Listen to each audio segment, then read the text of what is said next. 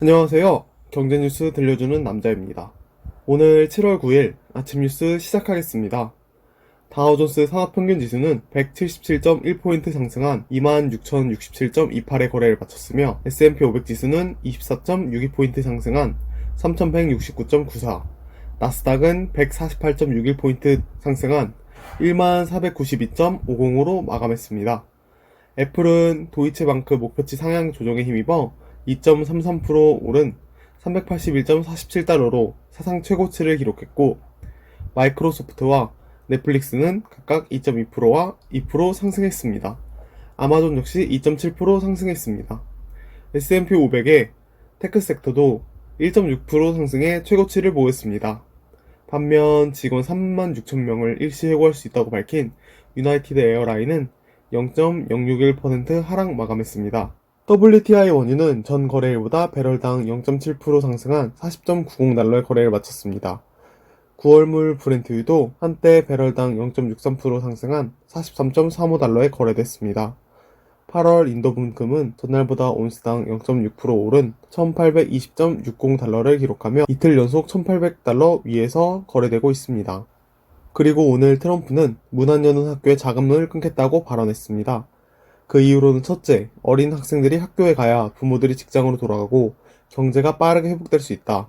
둘째, 대학교에 대면 수업이 재개돼야 학생과 교직원들의 외식 및 소비가 늘어난다.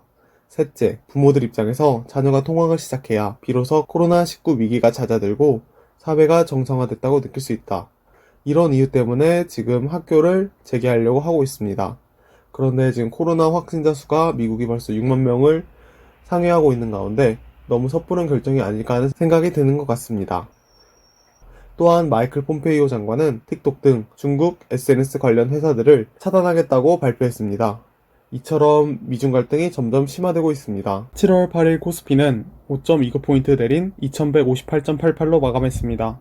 외국인과 기관이 3,418억 원, 2,740억 원을 순매도했고 개인이 홀로 6,225억 원을 순매수했습니다. 코스피 시가총액 상위 10개 종목 가운데 삼성전자 우, 삼성바이오로직스, 삼성 SDI, SK하이닉스, 삼성전자, LG화학은 하락했고 카카오, 네이버, 셀트리온, 현대차는 상승했습니다.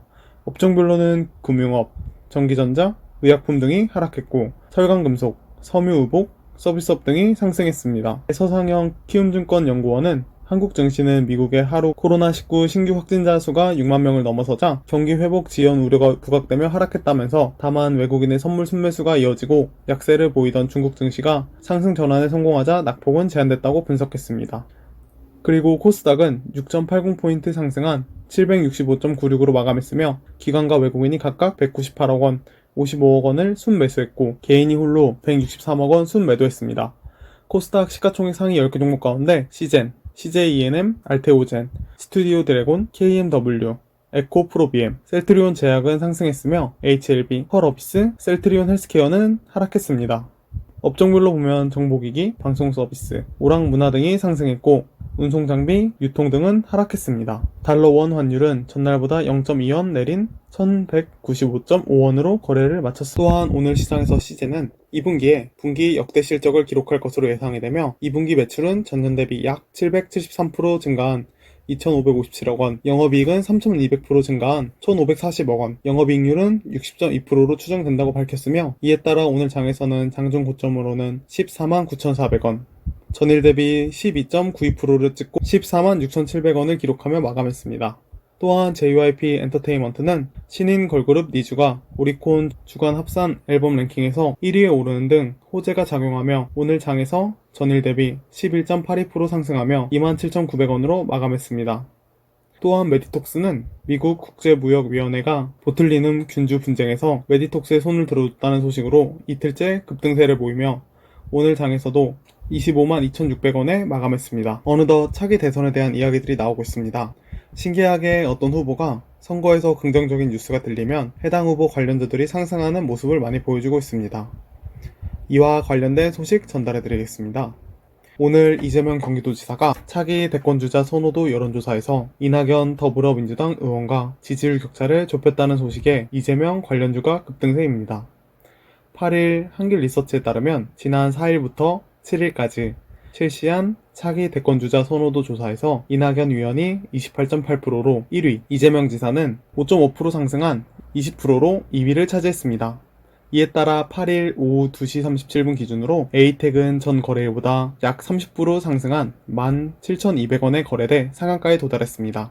에이텍의 계열사 에이텍TN도 29.9%로 상한가입니다. 에이텍과 에이텍TN은 최대 주주 신승영 씨가 이재명 경기도지사가 성남시장을 지냈던 당시 성남 창조경영 최고경영자 포럼 운영위원직을 맡았다는 이유로 이재명 관련주로 분류됐습니다. 동신건설도 29.53% 급등해 52주 신고가를 경신했습니다. 동신건설은 이재명 지사의 고향인 정북 안동에 본사가 있다는 이유로 이재명 관련주로 분류됐습니다. 또한 토탈소프트, 서린바이오도 급등세입니다. 토탈소프트는 최장수 대표이사가 이재명 지사와 중앙대 동문이라는 이유로, 서린바이오는 황을문 대표가 성남 창조경영 CEO 포럼 운영위원으로 활동한 이력으로 이재명 관련주에 포함됐습니다. 이외에도 프리엠스, TLI, 인터디스 등이 이재명 관련주로 거론됩니다. 물론 해당 종목들이 진짜 후보들이랑 관련이 있는지는 알 수는 없지만 해당 움직임을 투자에 이용하면 좋은 수익을 기대할 수 있을 것 같습니다. 현재 미중 갈등이 심화되고 있는데요. 이에 따라 현지 시간 7일 블룸버그에 따르면 도널드 트럼프 미국 대통령의 고위 보좌진 일부가 홍콩달러 페그제를 무력화해야 한다고 주장하고 있습니다. 홍콩달러 페그 제도는 기축통화인 미국 달러와 홍콩달러가 정해진 구간 안에서만 움직이도록 안정성을 보장한 장치입니다. 홍콩이 1983년 시행한 제도입니다. 초기엔 1 미국 달러는 7.8 홍콩달러로 출발했고 현재는 미국 달러당 7.75에서 7.85 홍콩달러 구간으로 고정돼 있습니다. 페그제 덕에 투자자와 기업은 미국 달러를 홍콩에서 환전 손실 없이 안정적으로 운용할 수 있으며 홍콩이 국제금융 허브로 도약하는 데 큰 역할을 했습니다. 미국 정부는 이러한 페그제 무력화를 위해 홍콩은행의 달러 구매량을 제한하는 방안을 검토 중인 것으로 알려졌습니다. 홍콩 시중은행이 달러를 손에 쥘 수 없게 되면 홍콩의 발권력은 물론 페그제에도 타격이 불가피합니다. 블룸버그는 트럼프 행정부의 최우선 과제가 HSBC를 포함한 은행을 처벌할 방법을 찾는 것이라고 전했습니다. 하지만 페그제는 미국이 따로 부여한 혜택이 아니기 때문에 이론적으로 홍콩이 독자적으로 유지할 수도 있습니다. 폴첸 홍콩 재무장관은 6월 현재 외환 보유액이 4,400억 달러, 약 127조 원으로 페그제를 방어하기에 충분하다며 자신감을 내비치기도 했습니다. 그러나 외국인 자금이 급격하게 빠져나가 홍콩 금융관리국이 방어 가능한 수준을 넘게 되면 페그제 신뢰가 깨져 한순간에 금융 홍콩의 명성을 잃게 될 수도 있습니다.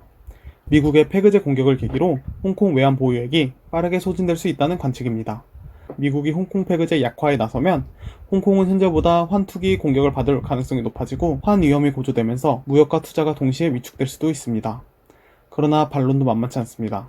페그제를 무너뜨리면 중국이 아니라 오히려 미국과 홍콩 경제에 타격을 줄 수 있다는 것입니다. 페그제를 설계한 존 그린우드 인베스코 수석 이코노미스트는 미국 기업은 홍콩과 중국 본토에 거액을 투자하고 있으며 페그제가 위태롭게 된다면 미국 기업도 심각한 피해를 볼 것이라고 말했습니다. 이에 트럼프 행정부에서도 거센 반발이 일고 있는 것으로 알려졌습니다. 금융 안정성을 높이는 페그제를 건드리기 전에 미 홍콩 범죄인 인도주악 파기, 홍콩 경찰과 협력 중단 같은 조치를 먼저 고려해야 한다는 것입니다. 현재 홍콩 자금 탈출 움직임은 나타나지 않고 있으며 중국 기업이 대거 홍콩 증시 기업 공개 계획을 발표하면서 오히려 홍콩 달러가 강세를 나타내고 있습니다. 그 다음은 부동산 소식 하나 전달해 드리겠습니다. 올해 7월 10일 이후부터는 투기지역과 투기과열지구 내 3억 원이 넘는 아파트를 사는 경우 전세 대출이 제한됩니다. 또한 이미 전세 대출을 받은 사람도 모레 이후에 투기지역, 투기과열지구 내 3억 원 초과 아파트를 구입하면 전세 대출이 즉시 회수됩니다. 금융위원회는 이른바 6.17 부동산 대책인 주택시장 안정을 위한 관리 방안의 전세 대출 관련 조치가 10일부터 시작된다고 밝혔습니다. 전세 대출을 받아 전세를 끼고 주택을 구매하는 갭투자를 막기 위한 대책입니다. 10일 이후 투기지역과 투기과열지구에 3억 원이 넘는 아파트를 샀더라도 실수요로 해당 주택 외에 추가 전세를 얻어 전세 대출을 받으려고 하면 예외를 인정받을 수는 있습니다. 직장이동, 자녀교육, 부모봉양, 요양치료, 학교폭력 피해 등으로 실수요가 있다는 것을 증명하고 보유한 아파트와 다른 특별시나 광역시 등으로 전세주택을 얻어야 합니다. 또 구입한 아파트가 새로 얻는 전세주택 모두에서 세대원 실거주를 해야 한다는 조건을 모두 충족해야 예외가 인정됩니다. 10일 이전에 전세대출을 받은 사람이 10일 이후 규제 대상 아파트를 사는 경우에는 구입한 아파트의 기존 임대차 계약이 만기되는 잔여기간까지는 대출 횟수를 유예해줍니다. 다만 앞으로 전세대출 연장은 제한됩니다. 1주택자의 전세대출 보증한도는 절반으로 줄어듭니다. 유주택자에 대한 주택도시 보증공사의 전세대출 보증한도가 최대 4억 원에서 2억 원으로 축소됩니다. 금융위는 이번 6.17 전세대출 규제는 규제 대상 아파트 구매와 전세대출 신청이 모두 규제 시행일인 10일 이후에 이뤄진 경우만 해당된다며 갭투자 우려가 높은 아파트만 적용 대상으로 다세대 주택이나 빌라 등은 해당하지 않는다고 밝혔습니다. 이진수 카카오페이지 대표는 8일 서울 여의도 콘레드 호텔에서 열린 IPO 엑스포 2020에서 카카오페이지가 보여줄 K스토리의 저력을 주제로 구체적인 글로벌 진출 전략을 밝혔습니다. 이 대표는 현재 한국, 일본을 넘어서 인도네시아와 미국으로 진출을 시작한 상황이라며 올해 안에 조인트 벤처 설립과 M&A를 통해 대만, 태국, 중국, 인도에 진출할 것이라고 밝혔습니다. 전 세계 모든 언어로 콘텐츠를 보급하는 게 그의 목표입니다. 현재 카카오 회원수는 3,500만 명에 달합니다. 월간 활성 이용자 수도 1,000만 명이나 됩니다. 이들은 하루에 웹툰과 소설 20억 원어치를 유로로 결제하고 있습니다. 카카오페이지가 국내 최대 창작 마켓으로 성장한 데는 작가들의 치열한 경쟁이 바탕이 됐습니다. 매일 흥행을 위해 도전하는 1,300개가 넘는 콘텐츠 파트너사가 6만 6천 개에 달하는 콘텐츠를 쏟아내고 있습니다. 누적 작품 수는 7만여 개로 국내에서 가장 많습니다. K스토리의 힘은 국내뿐 아니라 해외에서도 통했습니다. 나 혼자만 레벨업은 일본에서 하루 1억 원의 결제가 이루어지고 있습니다. 애니메이션 강국인 일본을 점령했다는 평가를 받고 있습니다. 올 연말이 되면 작품 하나로 한일 양국에서 벌어들인 매출이 500억 원을 넘어설 것으로 보입니다. 카카오 재팬 만화 플랫폼 피코마에서 거래되는 한국 콘텐츠는 전체 매출의 40%에 달합니다. 한국에서 소비되는 일본 콘텐츠가 2에서 3% 수준인 것을 감안하면 폭발적인 반응을 얻고 있는 셈입니다. 특히나 니코마에 올라와 있는 전체 웹툰, 웹소설 가운데 한국 콘텐츠 비율은 2%에 불과합니다. 카카오페이지는 앞으로 K스토리의 세계화를 본격 추진한다는 계획입니다. 연내 대만, 태국, 중국, 인도에 연달아 진출하겠다는 목표도 세웠습니다. 이 대표는 글로벌 도전은 이제 시작이라며 모든 언어권의 콘텐츠 플랫폼을 론칭할 계획이라고 했습니다. 이에 카카오페이지는 올해 글로벌 콘텐츠 플랫폼 기업으로 몸집을 키워 기업 공개에 도전할 것으로 보입니다. 지난해 NH투자증권과 KB증권을 상장 중환사로 선정하고 IPO 시기를 저울질하고 있습니다. 시장에선 K-팝 열풍을 일으킨 BTS의 소속사 빅히트 엔터테인먼트에 이어 연타석 홈런을 기록할 기대주로 카카오페이지를 주목하고 있습니다. 카카오페이지 기업 가치는 2에서 5조 원 수준이 될 것이란 전망도 나오고 있습니다. 오늘의 마지막 소식은 2020년도 초반에 있었던 한진칼의 경영 경쟁이 후반기에도 일어날 수 있다는 예상이 돌고 있습니다. 8일 증권업계 및 항공업계에 따르면 삼자연합은 조만간 임시주총을 소집해달라는 신청을 법원에 제기할 예정입니다. 지난 3월 정기주총에서 조원태 한진그룹 회장 측이 승리한 이후 삼자연합은 반도건설을 중심으로 한진칼 주식을 꾸준히 매집했습니다.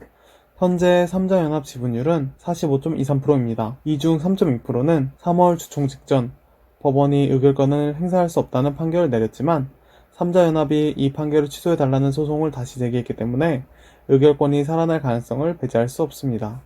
반도건설은 한진칼이 발행한 신주 인수권 부사채를 추가로 사들여 0.7%를 더 확보할 계획입니다. 반면 조 회장 측 지분율은 드러난 것만 보면 41.14%로 열세입니다. 조 회장 및 특수관계인 22.44%, 델타항공 14.90%, 대한항공 자가보험 및 사후의 보유분 3.80%를 더한 수치입니다. 다만 조 회장 측에는 숨어있는 우호 세력이 더 있을 것이라는 게 시장 관계자들의 추정입니다. 3월 주총에서도 GS칼텍스, 카카오, 한일시멘트 등이 우호 세력으로 나서며 조 회장 편을 들어줬습니다. 그럼에도 겉으로 드러난 양측 지분율 차이가 4에서 5%까지 벌어진 만큼 삼자연합으로는 이사회 구성원을 교체해달라는 주장을 해볼 만한 시점입니다. 관건은 삼자연합의 임시주총 소집 요구를 법원이 받아들일지가 관건입니다. 삼자연합은 최대 주주가 변경된 만큼 경영진을 교체하기 위해 이사진의 추가 선임이 필요하다고 주장할 예정입니다. 최대 주주와 이대 주주의 지분율 차이가 크지 않고 경영권 분쟁 중이어서 추가 매집을 통해 최대 주주가 수차례 바뀔 수 있는 상황인 만큼 법원이 어떻게 판단할지 계산하기가 쉽지 않습니다. 이사진을 추가 선임해야 할 필요성에 관해서도 삼자연합은 설득력 있는 논거를 대야 합니다. 3월 주총에서 조 회장 측은 6명의 이사진 중 임기가 완료된 2명을 내보내고 7명을 추가 선임해 11명을 자기 측 사람으로 채웠습니다. 이사해임을 위해서는 주총에서 출석주주 3분의 2 이상의 찬성을 얻어야 하기 때문에 삼자연합과 조 회장 모두 회임을 할 수 없는 처지입니다. 그러나 추가 선임은 과반 찬성으로 결의가 가능합니다. 따라서 만약 3차 연합이 임시주총을 연다면 조 회장 측으로 분류되는 11명보다 많은 12명에서 13명의 이사진을 추가하는 정관 변경이 필요하다고 주장해야 합니다. 법원이 임시주총을 허용하면 실제 주총은 이르면 9월, 늦어도 11월께 열릴 것으로 법조계는 전망하고 있습니다.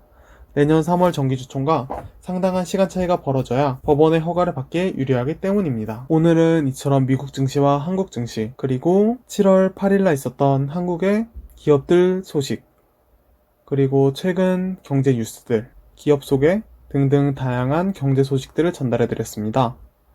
해당 기사에서 혹시라도 무슨 정보를 얻으셔가지고 투자하시거나 아니면은 관심을 가지고 지켜보시면 정말 좋을 것 같습니다. 어제보다 발전된 오늘이 되셨으면 좋겠습니다. 그리고 들어주셔서 감사합니다. 오늘 하루도 화이팅입니다.